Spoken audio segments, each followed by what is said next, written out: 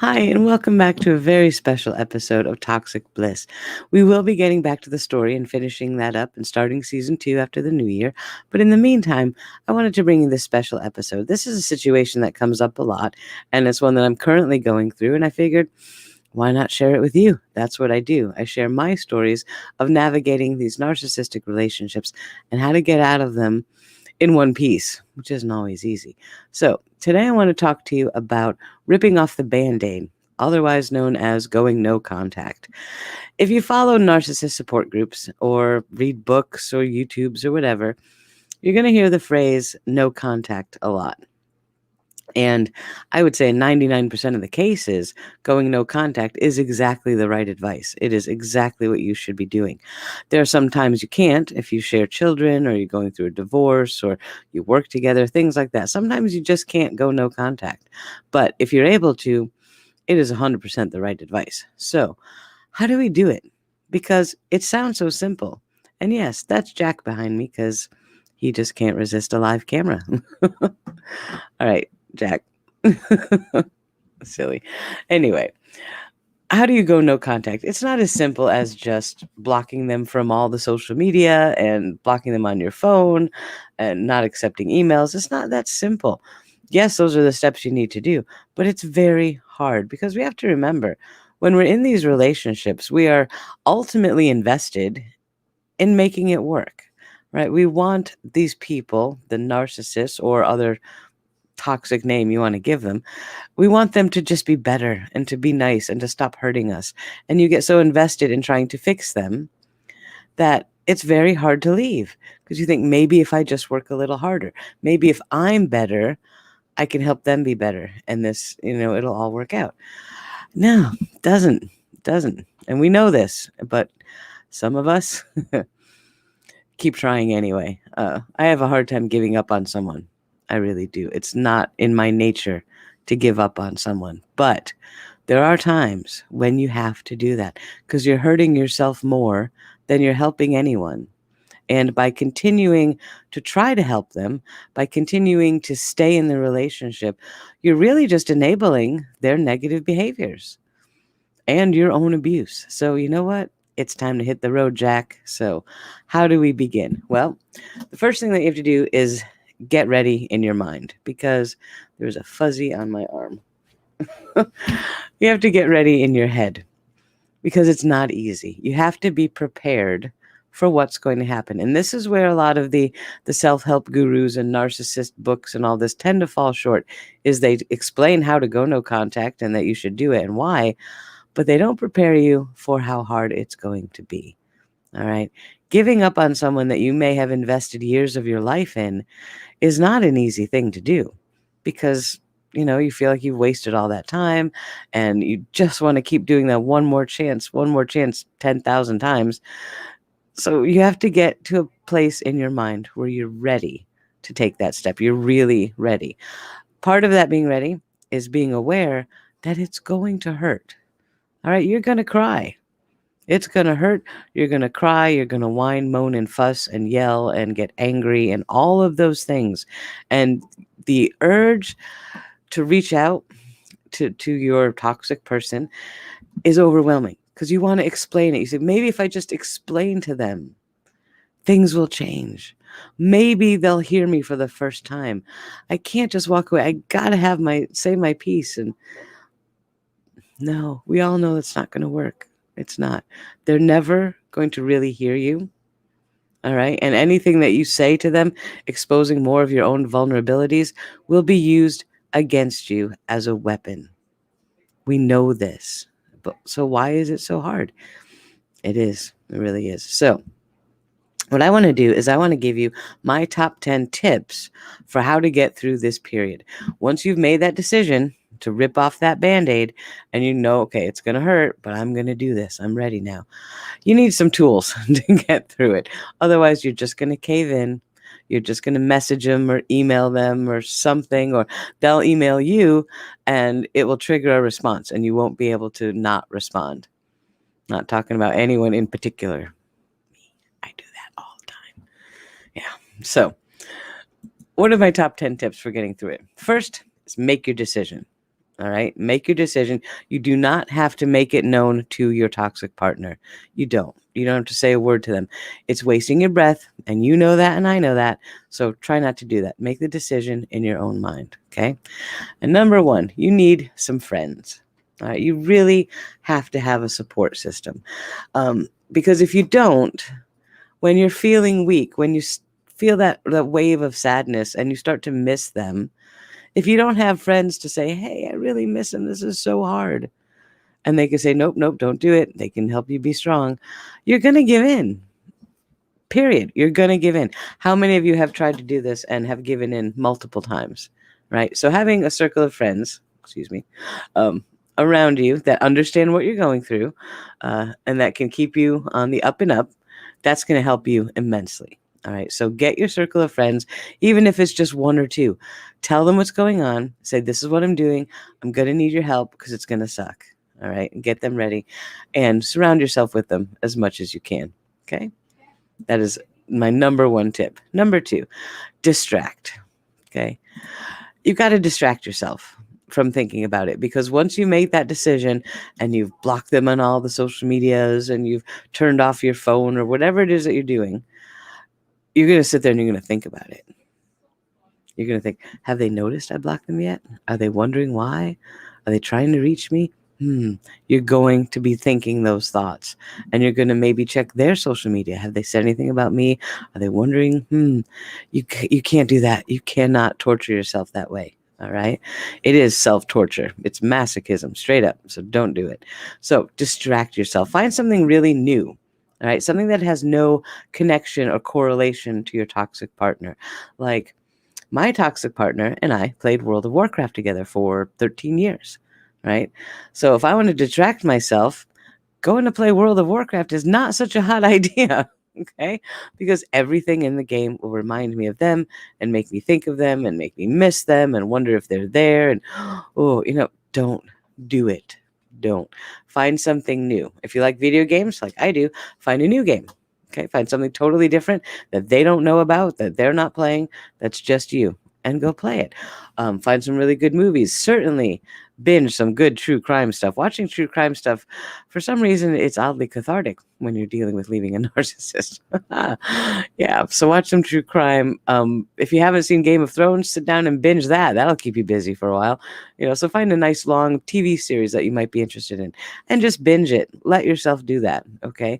Remember that this is a traumatic time for you, so you need to allow yourself maybe a little extra behaviors that you might not normally do, like sitting in your jammies all day and binge watching Game of Thrones. Go for it. Go for it. Whatever keeps you busy. So find something to distract yourself. Another thing I recommend for distraction that's really good is art in any form. I like to crochet. I like to do cross stitch. I like to do all kinds of yarn and needlework, and even diamond painting. It's silly. It's not exactly art, but it's distracting and relaxing and fun. Find something to do, because when you're creating something of beauty or something that you find visually appealing, it's very relaxing and very centering. So art can be a great distraction too. Short of that, go for a walk. Go outside and get some fresh air. All right, number 3, music. Now, music can be a dangerous one. It is for me. If I start listening to the sad songs, I will just sit there and cry all day long. Now, on one hand, that's good because you need to get those feelings out. You can't just bury them. You have to let yourself feel them and experience them and get them out of your system. So maybe for a couple hours, listen to all the saddest songs you can find. Play them, cry like a baby, get it out of your system. But then switch to some other music. I like empowering songs and angry songs, things that make me feel anything but sad. Okay. And play that. So music can be a very good cathartic distraction, but you have to be careful what you pick. Don't play all the songs that they ever sent you. Don't play songs that remind you of them.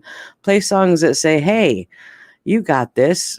Katy Perry, Wide Awake, or Hear Me Roar. Play those. Pink has a lot of great songs for this. I use Pink. Tori Amos, of course. Again, Tori Amos is my favorite in the whole world. There are a lot of songs out there that can make you feel your inner roar. Okay, so find the right music. Sit and listen to that. Music is good. All right, next, moving up, family. Now, this is a big thing, especially if you're coming out of a romantic relationship with a significant other, um, and you're just feeling that loss of them.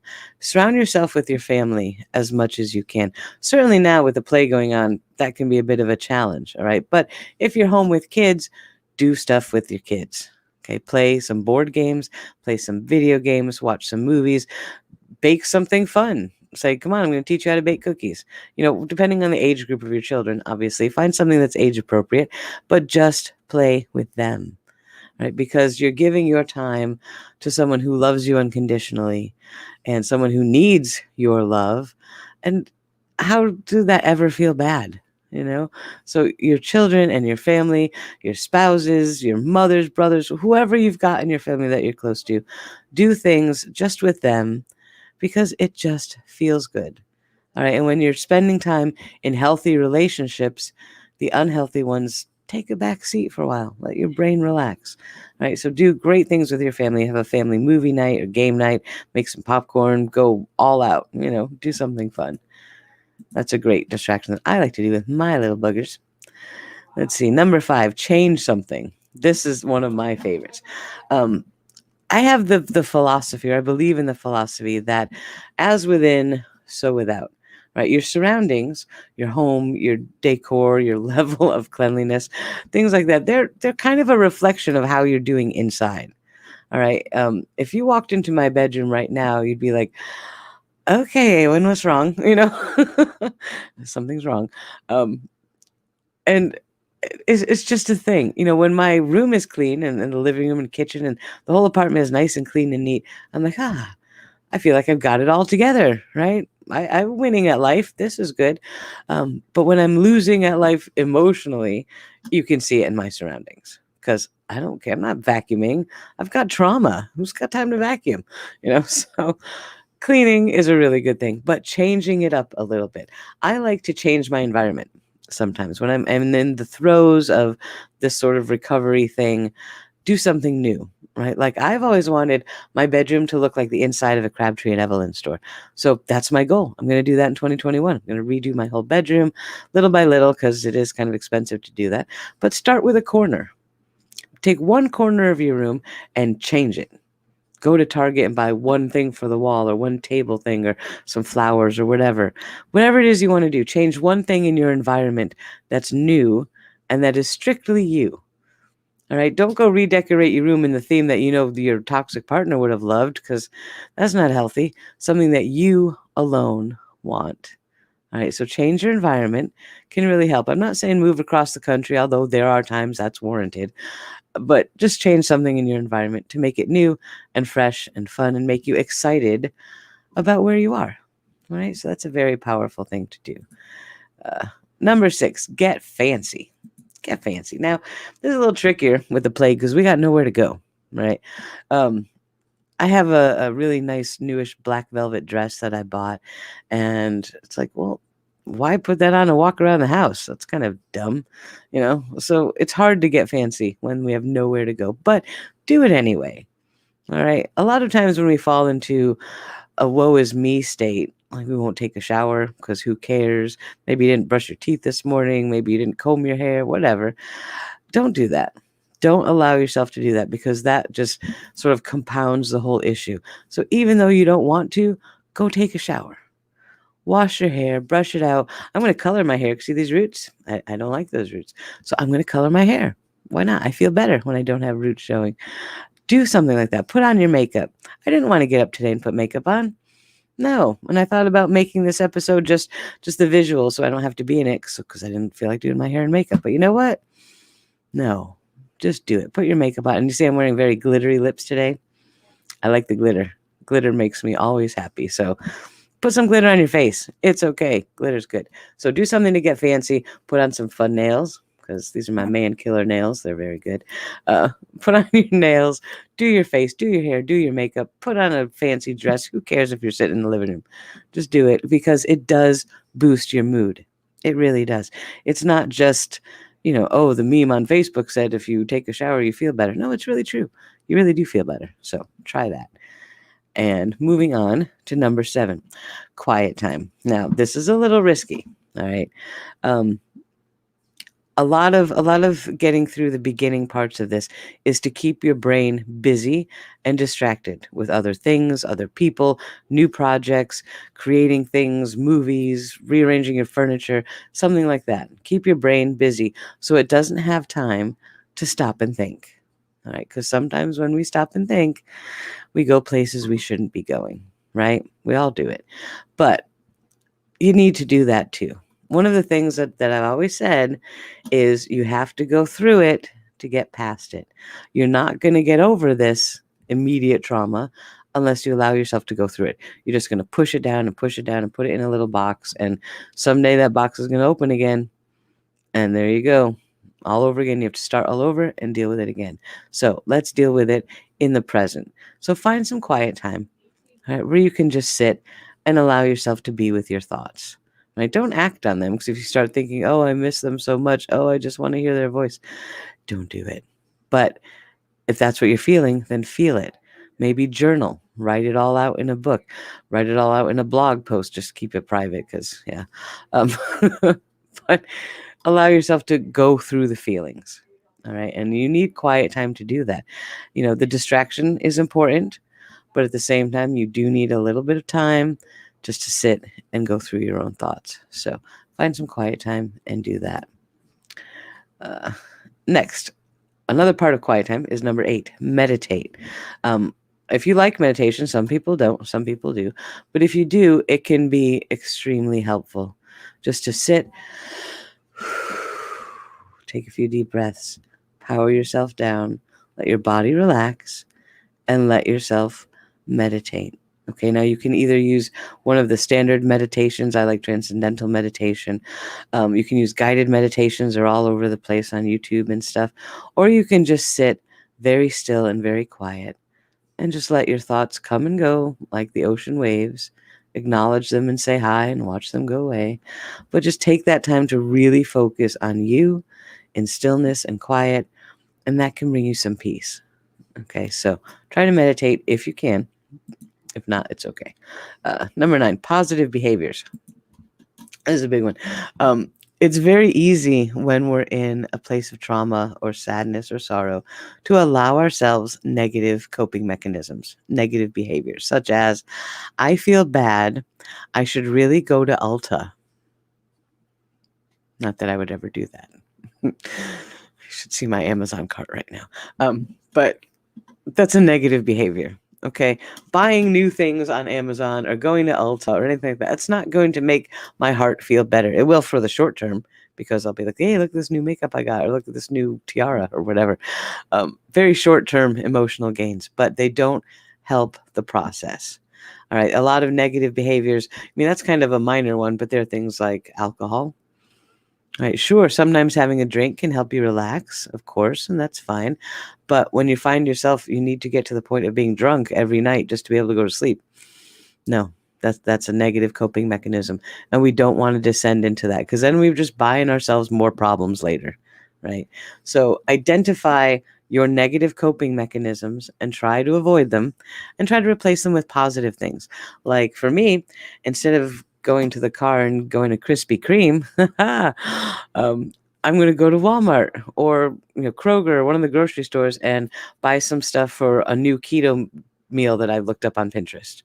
All right, and I'm going to make an event out of it. I'm going to make my shopping list. I'm going to look at the recipe. I'm going to go buy everything, and only that. I'm not going to buy the 50% off Christmas candy stuff. And I'm going to come home, and I'm going to make this fantastic meal, and who knows, it may be terrible.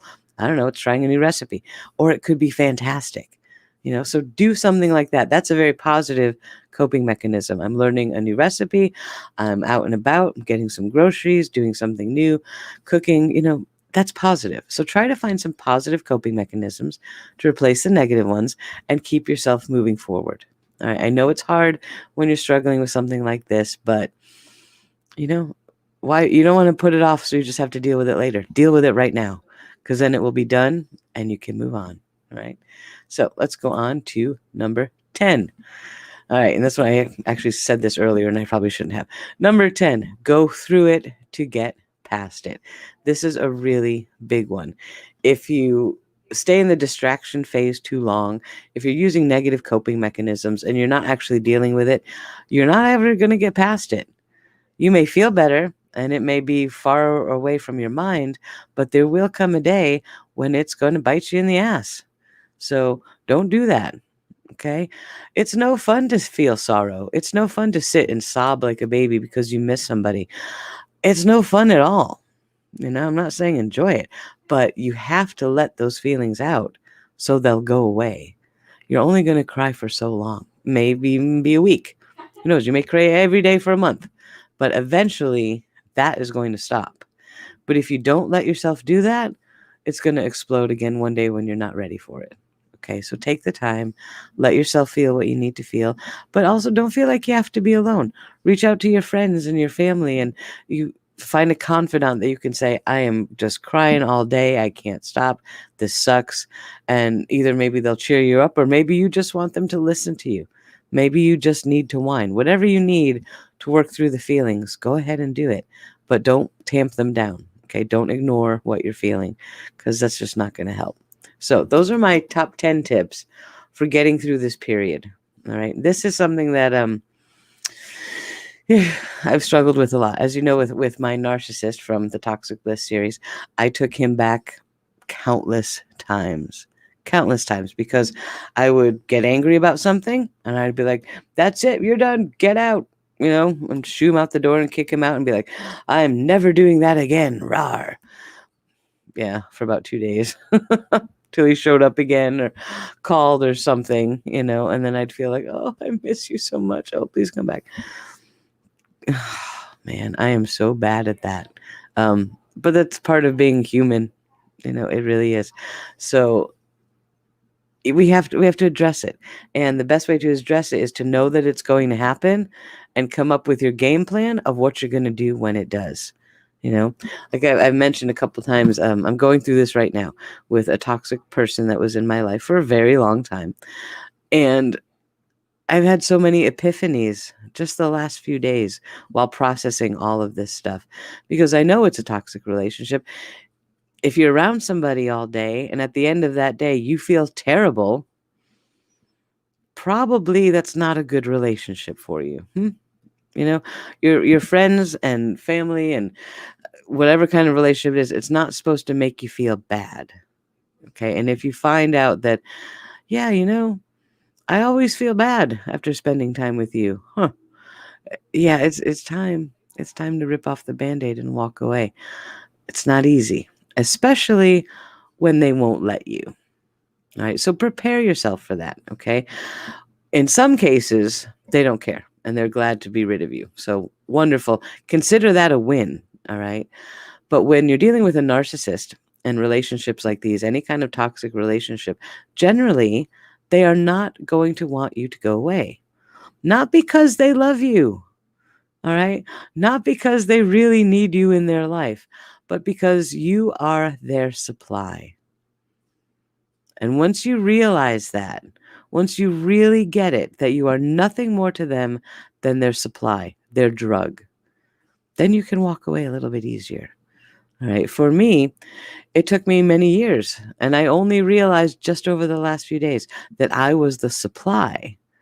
Right? This person wasn't hanging around with me because they liked me so much or they were invested in me. They like hanging around with me because of all that I gave to them. My time, my emotions, toys, presents, everything. I gave so much that, of course, they like that. Who wouldn't like that? But there was never any reciprocity. I never got anything back. And I would even talk to my wonderful husband, and he'd be like, what are you getting out of this relationship? I'd be like, no. He's like, anything? Are you happy? I'm like, no. Like, do you have fun hanging around? I'm like, no. It's always making me feel bad, always putting me down, always the devaluing, constantly devaluing. And I'm like, I'm not getting anything. I'm not. And so when I say, all right, I'm out, I'm outsies, bye Felicia. And that person throws kind of a hissy fit, like, you can't leave me, and pulls out all the manipulation tactics, right? I'm so depressed. I'm all alone and you're leaving me and no, no, no, no, no. And I'm like, dude, stop. Just stop. You have to be ready to go through that because chances are it's going to happen to you. That's hard to go through. And I even had a moment where I was concerned the other night because we had our big blow up and I was like, I'm out. And I didn't hear anything for a couple days. He didn't log into World of Warcraft for a couple days. And I knew that he had been allegedly depressed about the lockdown and being all alone and isolated. And I'm thinking, oh no, did he do something stupid? Because here he was feeling bad and I'm piling onto it by walking away, taking his good friend away. And I got nervous thinking, uh-oh, maybe he's not okay. No, he's fine. He's just being a pain in the ass, So be careful, okay? Guard your mind against things like that. Understand that it is okay to put yourself first. It really is. It does not make you a bad person, right? To want to stop yourself from being hurt. If they don't like it, that's not on you. That is on them for hurting you, okay? So I'm talking to you in this video, but I'm actually talking to myself because I need to remember this. I'm not a bad person. I have done nothing wrong to this person. I've given everything I've had to give for over a decade. And finally, I realized I'm nothing but supply. I don't need that. So it's time to walk. It's absolutely time to walk. So realize the signs, get ready, prepare yourself emotionally, and do it. Okay, now if you need help, you can join us in Discord. There's a link in the description below. Listen to the Toxic Bliss podcast, the series, and you'll hear a lot of behaviors you might recognize, things you're going through. But reach out. We are here to help. We have a great team of moderators, a great community, and Discord is open 24 hours, and it's absolutely free to use.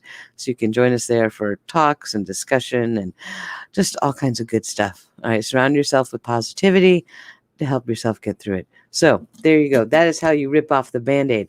That is how you go no contact. Prepare for it, do it, stick to it, and you'll be okay. It will pass. This is one thing I want to tell myself. I want to look right in the camera and be like, hey, you, Awen, you'll get over it and you'll be better off. All right? Let yourself be sad for a couple days, whatever. You'll be fine. And you'll be grateful in the long run. So I'm saying that to you too. You will get through it and you will be okay. So I hope this helped. I hope you like this episode. This is what season 2 of Toxic Bliss is going to be more about. We're going to talk about these types of things. I'm going to give you all of my tools that I use to get through these things. And there's so much more to come because, boy, after the last few days, I have a lot to say. I have a lot to say about what's going on. We may do Toxic Bliss 2.0 with this other Yahoo. We'll see. But anyway, stay tuned. There's a lot more to come. And please reach out if you need help. Okay, we're here for you. So take care. Have a wonderful New Year's if I don't see you before then. And I will talk to you soon. Bye for now.